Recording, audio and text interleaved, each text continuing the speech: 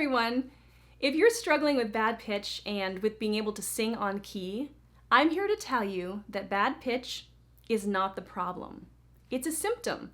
It's a symptom of your vocal instrument lacking the flexibility and the coordination necessary for pitch accuracy and for effective vocal registration.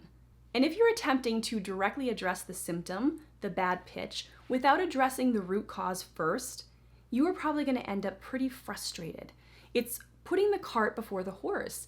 It's kind of like trying to solve a really complex algebra problem without first performing the order of operations, without maybe even knowing how to do addition, subtraction, and multiplication, and division, and exponents, and so forth. You're going to end up really, really frustrated because you don't have the skills in place first to be able to produce the desired result. So when I am working with beginning students who are really struggling with pitch matching and singing on tune, I never talk about their bad pitch. I never address it directly because I know that that's very likely going to lead to a lot of frustration and possibly to self-deprecation if they're already not experiencing that, because they do not yet have the skills in place, the flexibility and the coordination to be able to sing the pitches that I'm asking them to sing. So instead, what I do is I focus on developing the flexibility and the coordination, but I don't do it in a way that emphasizes pitch accuracy.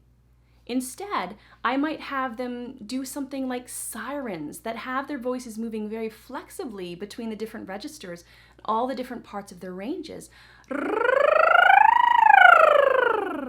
They don't worry about their starting pitch or the pitch that they end up on the top, because that's not important. The important thing is that their voices are moving really flexibly. I might also have students use primal sounds, moaning and groaning and so forth. We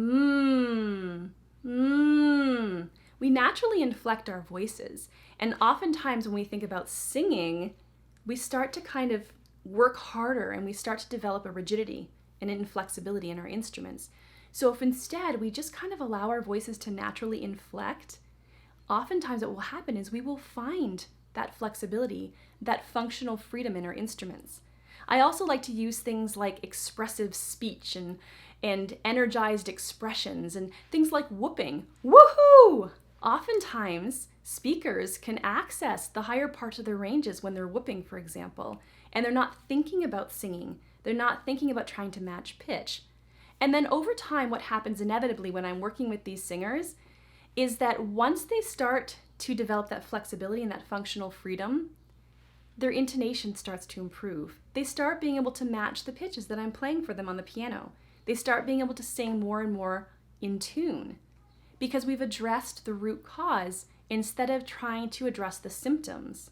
So if you are somebody who's been struggling a lot with matching pitch and with being able to sing on key, and I'm not talking about the occasional sour note that we all hit because we have momentary lapses in our technique.